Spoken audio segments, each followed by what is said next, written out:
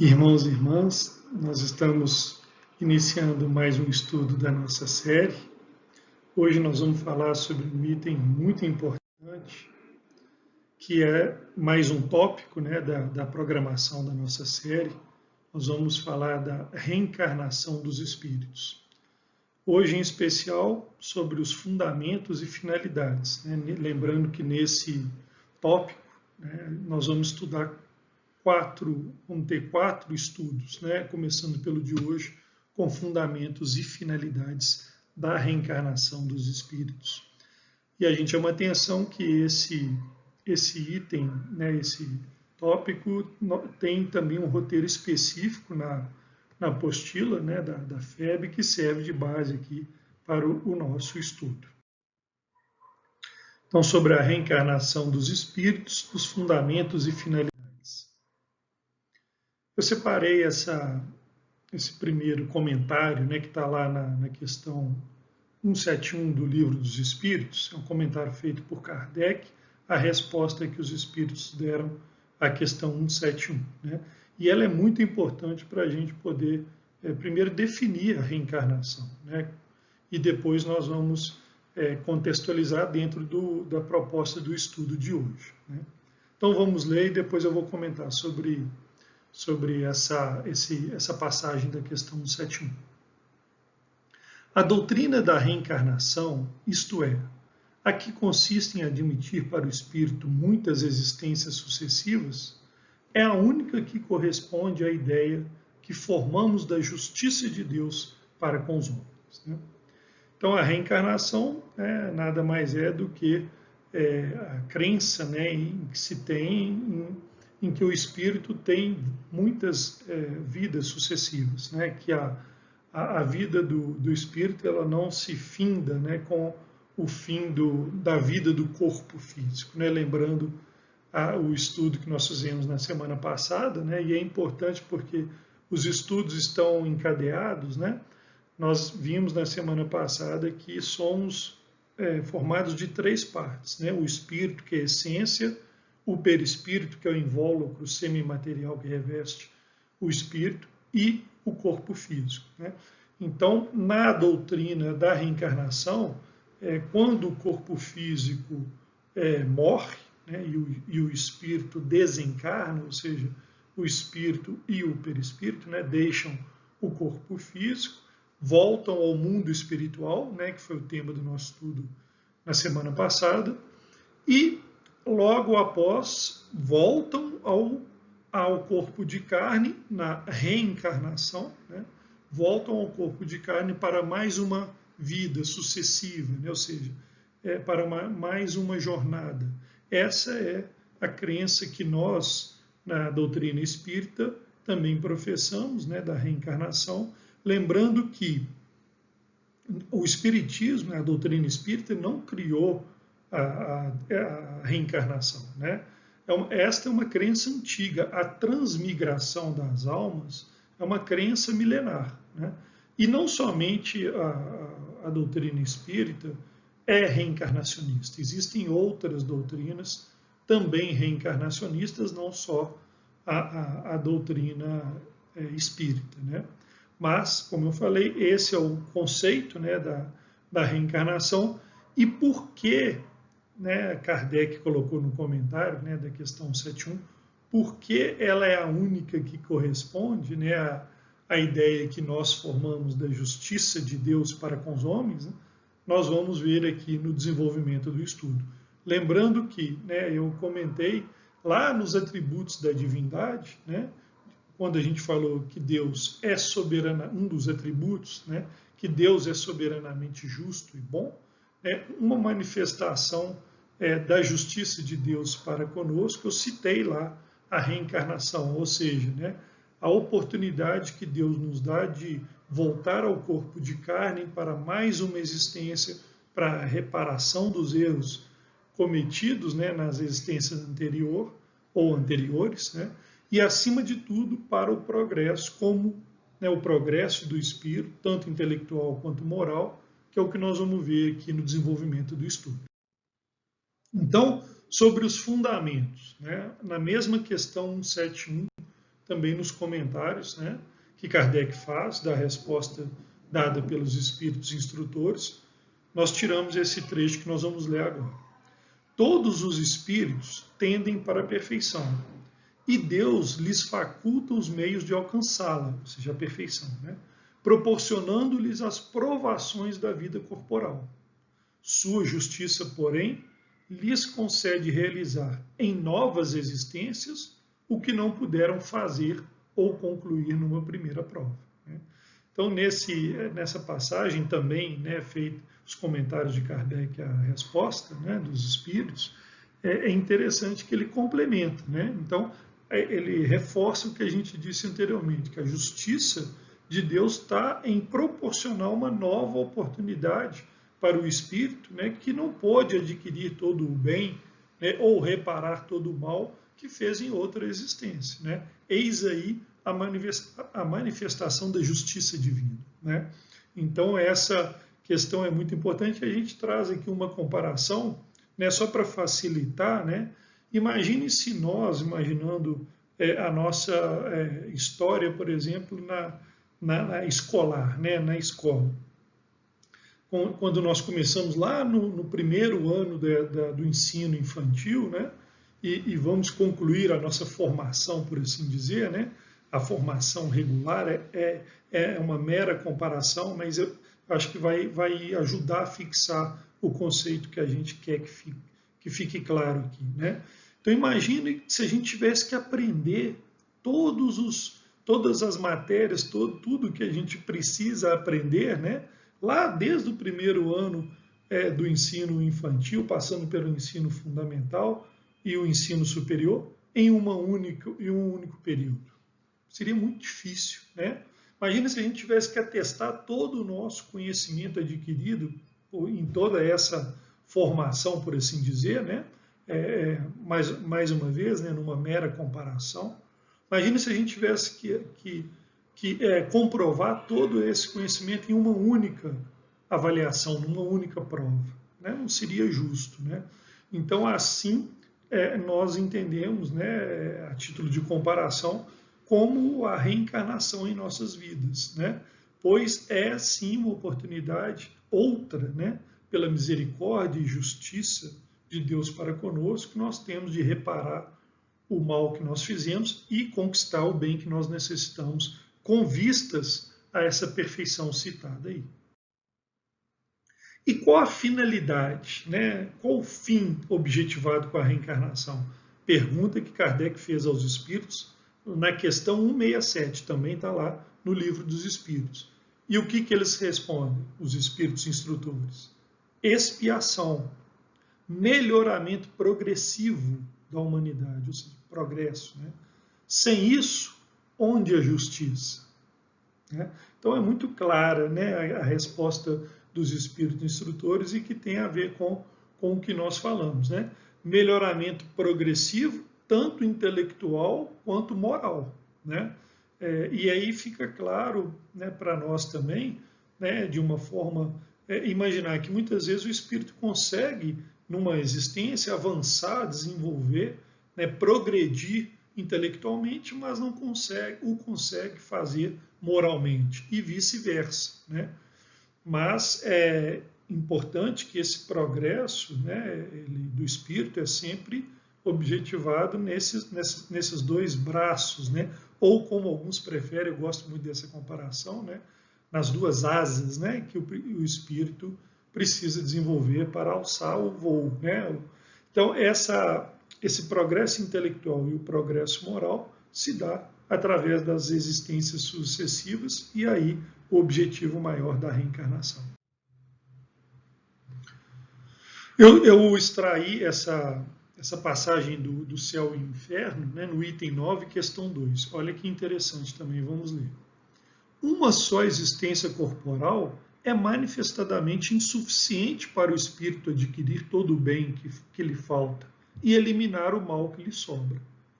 Para cada nova existência de permeio à matéria, de volta à matéria, né, entra o espírito com o cabedal adquirido nas anteriores, em aptidões, conhecimentos intuitivos, inteligência e moralidade.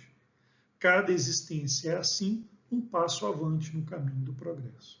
Então, olha como que é lógica, né, essa frase, né, esse ensinamento mesmo, né, que está lá no céu e no inferno, né? Voltando a reforçar o que a gente falou anteriormente. Uma só existência corporal é manifestadamente insuficiente para que o espírito progrida, né, adquire tudo que precisa adquirir no bem e também repare tudo que precisa reparar no mal, né? Então, eliminar todas as máculas morais, né, dificilmente não conseguiria fazer o espírito em uma só existência, né? Então, de volta à matéria, né, ou seja, numa nova encarnação, na reencarnação, né, ele traz consigo tudo que adquiriu nas existências anteriores. Isso é um conceito muito importante, que fique claro para nós, né? Então, tudo aquilo que está na lógica da crença nas existências sucessivas, né? Pois, se não fosse assim, né, não faria um sentido que fossem sucessivas, né? Pois, assim que o espírito vai acumulando, né, os conhecimentos necessários, né, e vai progredindo, como a gente falou, em inteligência e moralidade, né? Vai trabalhando, né, as questões relacionadas, né, ao que precisa depurar, né, o que precisa melhorar na sua intimidade, né? Então, a cada nova existência, um novo passo no progresso, trazendo toda a bagagem, né, de conhecimentos, de aptidões, né, e de progresso que fez anteriormente, né? Como eu colocaria aqui, né, trazendo nessa bagagem os verdadeiros tesouros, né, que adquiriu, que são esses citados aí nas existências anteriores. E também sobre a necessidade da reencarnação, nós buscamos na Gênese, no capítulo 11, no item 24, esse parágrafo que nós vamos ler agora. A obrigação que tem o espírito encarnado de prover ao alimento do corpo, a sua segurança, seu bem-estar, a força em empregar suas faculdades em investigações, a exercitá-las e desenvolvê-las. Útil, portanto, ao seu adiantamento é a união com a matéria. Daí o constituir uma necessidade à encarnação. Então fica claro nessa passagem da Gênesis, né, o porquê, né, e eu resumiria, né, tudo isso que foi dito aí, na nossa luta cotidiana, na luta diária, né, a necessidade que nós temos de buscar o alimento do corpo, né, para mantê-lo em condições de ser para nós uma ferramenta de progresso, né, a nossa segurança, o nosso bem-estar, né, como eu falei, tudo isso pode ser compilado na nossa luta cotidiana, né? É nessa luta que nós nos desenvolvemos, que nós nos aprimoramos, né? É o que eu normalmente falo, né? É o tem que, né? Eu tenho que buscar, né, o alimento, eu tenho que lutar, eu tenho que manter isso, eu tenho que manter aquilo. Esse eu tenho, o que é que nos move, né? Pois quando nós deixamos, né, de ter que, né, nós passamos a verdadeiramente desistir, né, dessa que é a essência da nossa, do motivo que nós estamos aqui, né? Mas isso não significa também que somente, né, durante a vida corporal seja possível o espírito progredir, né? Um exemplo claro que eu sempre trago disso para nós é a vida do espírito André Luiz, né? A história que nós conhecemos. Semana passada também eu citei aqui, né, a homenagem a esse espírito, né, que através da psicografia de Chico Xavier nos trouxe tanto da vida no mundo espiritual, né, tema do nosso estudo anterior. Então, a vida e toda a história que ele nos trouxe de André Luiz no plano espiritual é um exemplo, né, desse avanço que também é possível ao espírito, né, as conquistas no plano espiritual. Porém, né, no corpo de carne é que ele encontra todas essas questões que foram colocadas aí né, nesse trecho da Gênesis, né? E, portanto, necessário se faz a junção do espírito ao corpo de carne para que esse progresso se dê de uma forma mais acentuada. Também na Gênesis, no mesmo item, né, nós trouxemos, pelo trabalho inteligente que ele, o espírito, executa em seu proveito sobre a matéria, auxilia a transformação e o progresso material do globo, que lhe serve de habitação. É assim que, progredindo, colabora na obra do Criador, da qual se torna fator inconsciente. Olha que importante porque essa colocação da Gênesis nos traz uma outra questão importante, né, da necessidade da reencarnação, né? Porque nesse trabalho, nessa luta cotidiana que nós citamos anteriormente, né, nessa necessidade que o espírito tem de trabalhar pelo seu progresso, tanto intelectual quanto moral, ele também colabora com o progresso material do globo, ou seja, e também o progresso dos pares, né? Assim, ele trabalha ajudando na obra do Criador, né? Essa questão é muito importante, porque ela mostra o outro lado, né, da necessidade do progresso intelectual e o progresso moral, né, que o progresso moral se dá na vida social, nas relações sociais, né, nessa interação entre os pares, né, entre os espíritos que estão aqui conosco. E o progresso intelectual se dá pelo trabalho, né, pelas conquistas que o espírito vai obter nessa questão, né, nesse braço, vamos dizer assim, do seu progresso. Então, é um ponto muito importante esse que a Gênese nos traz, né, que além do progresso próprio, o espírito colabora também no progresso do globo, né, e assim atuando como auxiliando, né, a obra do Criador. Essa parte está também na Gênesis, no capítulo 1, no item 34. Vamos ler para que a gente possa ter aí também mais um ponto muito importante da necessidade da reencarnação.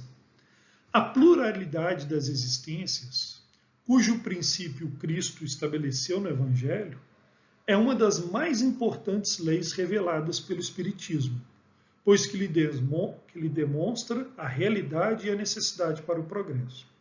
Com esta lei, o homem explica todas as aparentes anomalias da vida humana, as diferenças de posição social, as mortes prematuras que, sem a reencarnação, tornariam inúteis à alma as existências breves, a desigualdade de aptidões intelectuais e morais, pela ancianidade do espírito, que mais ou menos aprendeu e progrediu, e traz, nascendo, o que adquiriu em suas existências anteriores, né?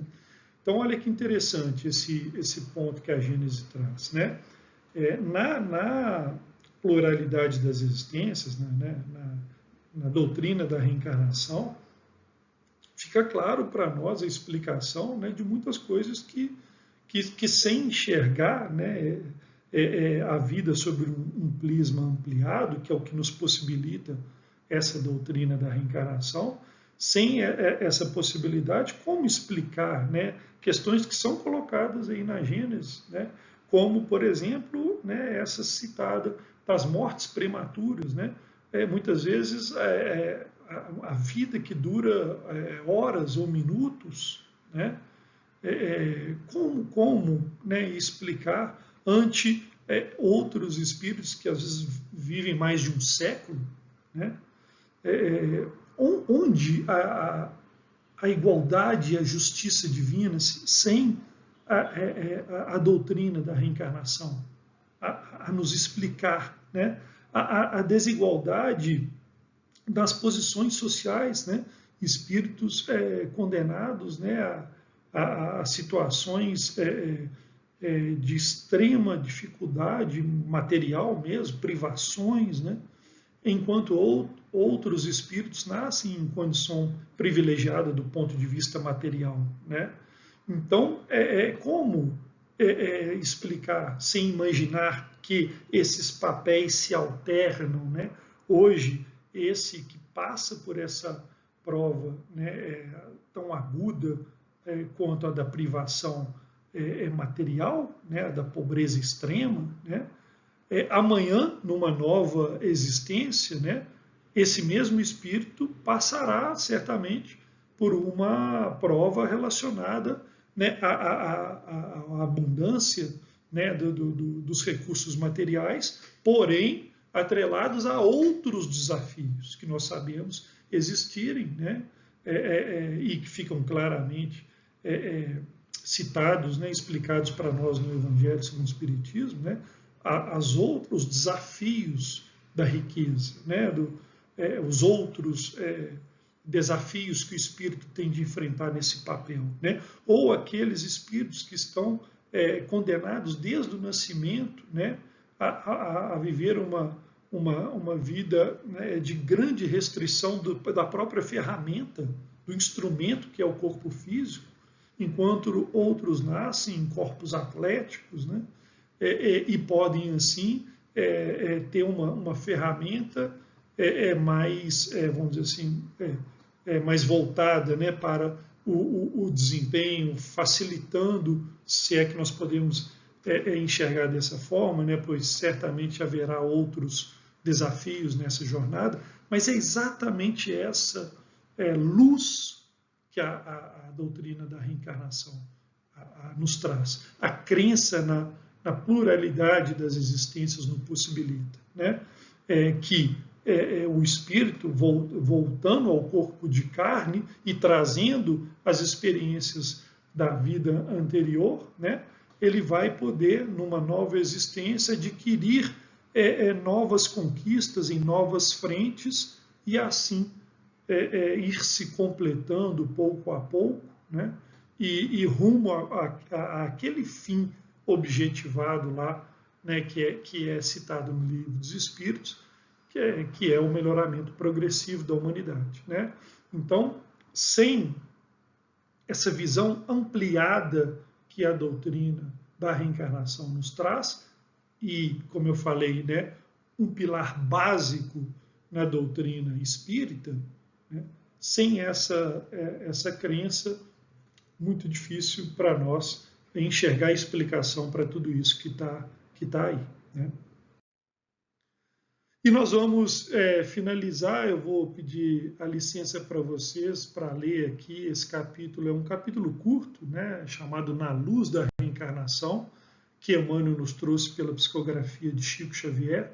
É o capítulo 23 do livro Justiça Divina.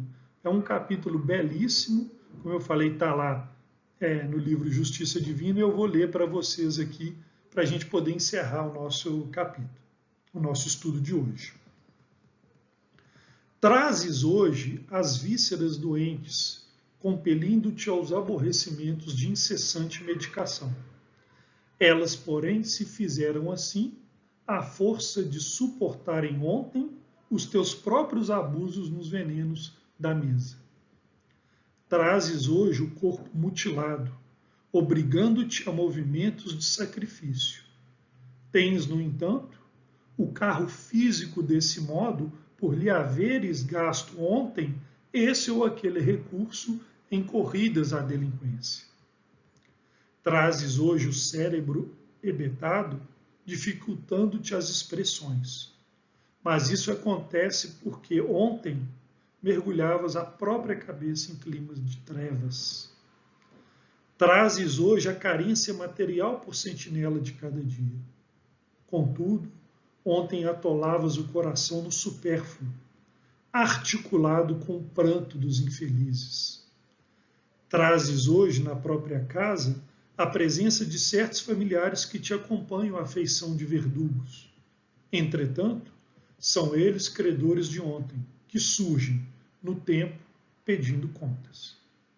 Todos somos capazes de fazer o melhor, porquanto, pelas tentações e provas de hoje, podemos avaliar o ponto de trabalho em que a vida nos impele a sanar os erros do passado, clareando o futuro. Perfeição é a meta. Reencarnação é o caminho. E toda falha na direção de obra perfeita exige naturalmente corrigenda e recomeço. Então, esse texto belíssimo de Emmanuel, né, para nós vamos encerrar o nosso estudo de hoje, agradecendo a todos, né, e pedindo, né, para que cada um possa refletir sobre todos esses pontos que nós trouxemos no estudo de hoje, e até o próximo estudo.